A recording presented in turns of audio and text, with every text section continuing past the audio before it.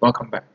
So after we talk about the inkjet printers, or what are the inkjet printers, and also the facts of the inkjet printer and how does inkjet printer works, and also the type of the inkjet printers, and following, so we're going to talk about the parts, okay, the internal components of the inkjet printers. So let's get started.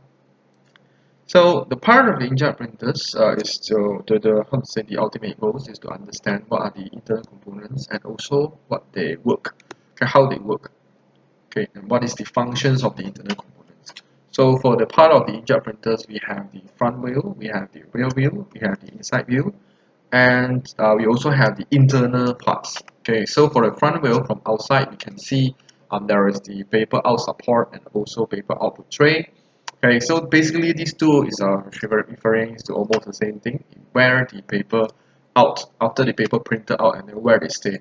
Okay, so it's either they stay on the tray, and sometimes when the paper is too thick, there is too many paper outputs, then we will have the support or even the output covers. Okay, so the output covers is basically when there is no paper in the output tray, then we can cover it up and close it so that there is no like inserts, okay, or some things to go into our printers and then to uh, become obstacle while our printer is printing. So prevent outside things to goes into our printers.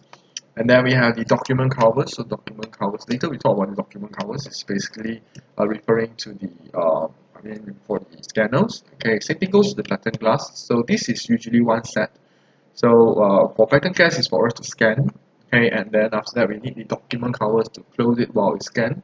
Okay, so we have the paper guide. So one thing that is different from inkjet printer and photometric printers is inkjet printers and laser printer will have the paper guide. So we make sure that the paper will goes in smoothly. Okay, so that you will not press on the paper. Okay, so for photometric printers, when you fill in single sheet paper, there is no paper guide, so the paper might go slanted. Okay, but then for ink printer and also laser printer, there is a paper guide to guide our paper to goes in, okay, fluently. Then we have the front tray for us to put the paper, okay, for input paper, and then to fit in the paper, there is a tray for us to put in the paper. So usually the front tray allowing us for inkjet printer is allowing us to put more than 20 pages. Of course, there are some limitations so that we cannot put too much of papers or else the paper might bend. Okay, so you only can put like maybe 20 to 30 or 40 paper. It depends on the printer. Then we have the front cover. So front cover basically is to close the covers of the printers to prevent anything else to drop inside our printers to become the obstacles while printer is printing. Then we have the paper support. This paper support is to support the paper because when we put a lot of input paper, so the paper might too heavy and then also it will bend. So that's why we have the support to support the paper and output key to support ejector paper. This one is actually same thing goes to the output support. Okay, so this is actually referring to the same thing. And the printer we have the operational panel. So if your printer is just just a normal printer, it's not multi-function. They do not have the scanners. So usually operational panels we will have one button or two buttons. Okay, and if you have scanners, then probably you have like more buttons. Why? Because you need to scan without you going through the computer because the printer itself can scan. Okay, so you can have more buttons. Okay, and then for real view, then we will have the transport unit. So transport unit is basically to transport of paper because in the printers there is there is a part which the paper will curve. Okay, so the transport unit to make sure that the paper can curve fluently so that it can print more fluently. And then we'll have the paper output tray. Basically, it's referring to the same thing, paper output tray. Then we have the USB ports. Okay, so the USB ports basically referring to the interface. Okay, so usually in the printer we do not support parallel ports. Okay, we support USB. Okay, and some of the printer even have Bluetooth or even Wi-Fi capability. So as for the inside view, the internal view, we will have the ink cartridge lock. Okay, so basically where we lock our ink cartridge.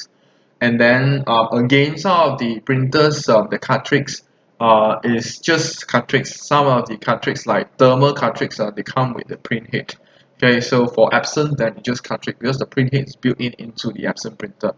Okay, so that's the reason why the Canon and HP is so expensive because when you change cartridge, you need to change the printhead as well.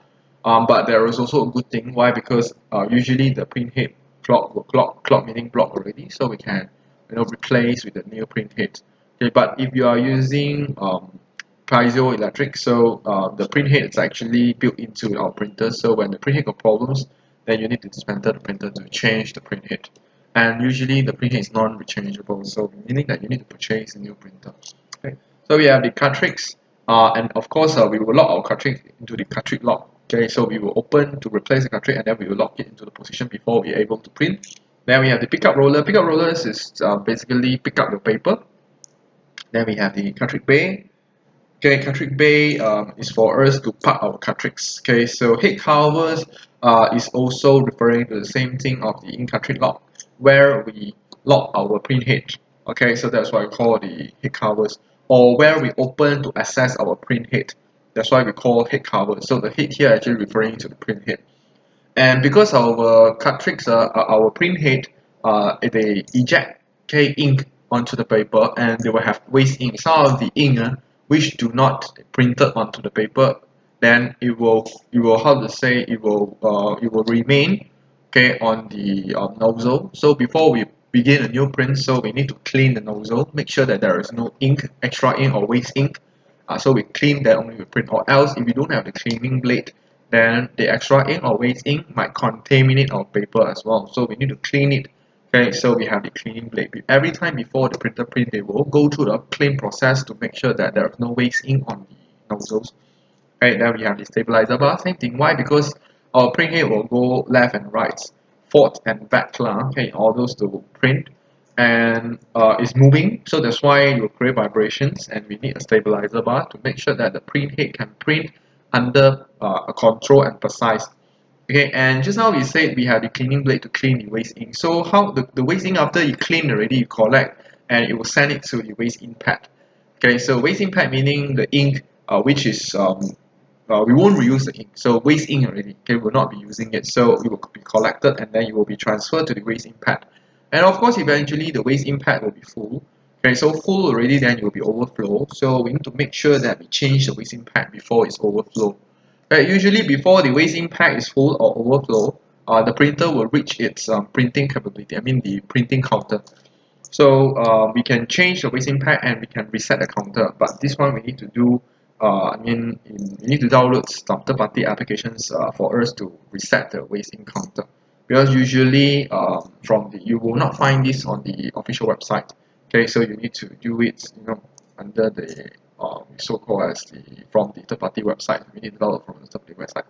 Okay, we need to do it under doc. Okay, and then after that, yeah, this is the front view. So these printers basically come with the scanner. So we will have the scanners over here. So this one is the document cover. When we open it, there we will have the platinum glass beneath it. So you also can see the control panel here have more than one button, more than two buttons. Why? Because this is a scanner. There is a scanner capability. And usually for ink printers, here is for you to go in the printer, I mean the paper go in, okay, and then here is the out. Okay, here is the out. So you see we have output. Okay, so paper out support, this one is the support to support the paper when the paper is out. Usually if one or two pages, then you need to extend, okay, the support. Okay, but if you have more papers, and then you need to support so that the paper would too heavy, and it will it cannot stand it, so it will, like, maybe bend, the paper will be bended. So that's why we need support to support the paper if there is too many paper and too heavy. Okay, so this basically, the number 7 is the output tray. The whole thing is the output tray. Okay, so this is where the paper printer paper is injected. Okay, so of course if there is no paper, we can close it. Okay, first we can push this back, the support, we push it back, and then we can close this cover to cover this area. Okay, so this is what we call the output cover. And of course we also can open the cover in order to access the print head over here. So there is another one, it's called head cover. So basically number 3 is the head cover, this one is the head cover. So we open the cover, then the ink, we can replace the ink over here. So when we're not using, when we are printing, then we close the head covers, and then you print, right? So you collect the output paper. So after you collected the output paper, then you can close the we so-called as output paper cover. Okay, so to cover up so that nothing will goes in. Okay, and on this one, the top one will be the document covers. Okay, and we also have the paper guide. Okay, so when we fill in the paper from top, so there will be a paper guide, so to guide our paper in. So always remember to adjust your paper guide. Make sure it fits to, like, for instance, we have the A4 paper, so we will how to say will adjust the paper guides enough to support the A4 paper. If you didn't adjust fitly or nicely, then the paper might go slanted as well. Okay, so that's why you must have the paper guide. Okay, and they can thin paper. Okay, one paper in, then print, then the second paper will be ready to, to print right after the first paper is printed, then the third paper will follow. Okay, why? Because the paper is like queuing up here. Okay, so it will go one by one.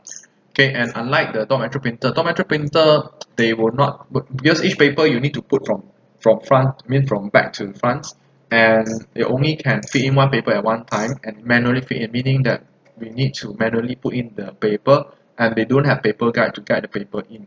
Okay, so this is the difference between the dot matrix printer and also the inkjet printer. Okay, so front trace, which is over here, you will loads the paper. So we put in the paper from top, and then after they printed already, then the printed output will go to the front. Okay, and this is the operational panels. Okay, number 10 here is operational panel, and this will be our platen glass, and this will be the document covers. Okay, so usually the operational panels for scanners, there is the black and also color, so which means that we can put the paper here and then we can press on color, and then they will scan and print colors. Okay, or if you want colors, then you press on the color button, then it will scan and print colors. Okay, so this is what I call the scanners. Okay, so transport units is from the rail. So this is actually basically transport unit. Some of the printer transport unit can be open. Okay, so when there is the event of paper jam, then we are able to take out the jam paper by open the transport unit to take out paper. Why usually the paper will jam at the transport unit? Because transport unit is to curve your paper so that the paper will go from 90 not say 90 degrees but you put your papers on the top, and then when it goes in, then you will go you put your paper vertical, and then after that when they print it out, then you will be horizontal. Alright, so there probably they must have a curve. Okay, so the paper will go in this way, insert in this way, and then when they print there is a curve, and then you will print horizontal out. Okay, so this is the curve area, and that's where the paper easily jam. So we can open and then the transport unit, and then to take out the jam paper. And at the same time we have the power and also the USB ports. Okay, so ignore about this. This is not a paper opportunity. This one is the power. So usually the power supply is inside the printer. Okay, so they are using 2 pin because they use less power, so we do not need ground from or earth system for the printers, and all of them are plastic now. Of course, mostly exterior will be plastic. Internal we have some of the metal piece, and they do not use too much of power, so we are using 2 pin. And then we have the USB port over here. This one is USB B, okay, for printer. And then we use the cable from USB B to USB A to plug into our computer. Okay, so as for the inside view, okay, just now this one is the output, and then we will have the head covers over here. When we open, then the cartridge actually will how to say will come out, and then this is where we put our cartridge. Okay, so from the sides here is where our cartridge park. We will park here. Okay, that's what I call cartridge bay. And then after that, these things, okay, when we open the cover, then the cartridge actually will come out, okay, to the middle for us to change the cartridge. And then when we replace the cartridge, they will have a cartridge lock, which will lock the cartridge in place. So when we take out, then we need to unlock it, and then take it out, and then when we put it back, then we need to lock it. That's what I call the cartridge lock. Okay, so and then after we lock already, then we close the cartridge covers, the head covers, and then the cartridge will go back to the original places. That is where I call the cartridge bay. Okay, so the ink cartridge is to fit in into the cartridge where the cartridge should park. Okay, so for printers, for inkjet printers, they can fit in the paper one by one. Unlike the dot matrix printer, you need to manually put the paper one by one. Okay, but for inkjet printer, you can put we so called as the 20 piece. About 20 pieces of papers on the input. Okay, paper input, and then there is a roller will pick up the paper one by one, okay, automatically. And because we have the guide, paper guide, you see this one is the paper guide, so it will guide the paper go in more smoothly. If you didn't, set the paper guide correctly, then the paper actually will go like, maybe slanted to the left or maybe slanted to the right. That's why we need to set the paper guide. And then after that, the printer, when you print, and then the printer roller is how to say, is activating, and then the pickup roller will pick up the paper one by one. And the pickup rollers is rubbers. Okay, you will have the rubber surface, so the rubber surface will rub your papers. So that this is how the printer actually pick up your papers. So if your pickup rollers is dirty, okay, so the rubbers do not have the grip, okay, enough grip, so you will not grip your papers, and now maybe the printer will not fit in paper so how to say, so fluently. Okay, and just now I already showed about the cartridge bay. This is where the printer part. This is where we put in the cartridge. So you see the differences between the thermal and also the piezo. These are the difference. So this one is for thermal. Thermal is like, one cartridge and the second cartridge is three in one color. Okay, so with print head. So the cartridge with print head. And then while the piezo, okay, so they come in separately. Okay, so we can have four cartridge but without print head. The print head is with this carriage, okay, where we put our cartridge on top of it. Okay, so the print head are non-changeable, unlike the thermal. Okay, so this is the piezoelectric cartridge. Okay, so we follow the color code and fit in the cartridge. So when we close the cover, and the cartridge will pop where it should go. Okay, and the head covers is for us to take out to to replace the print head, not print head, to for us to replace the cartridge. And we have the cleaning blade. So usually cleaning blade is either on the left side of the printers or the right side of the printers. Okay, so you have something like Viper. So when the print head go back to goes to the right then or the left, and then you have the Viper, and the Viper will clean your print head, your nozzle.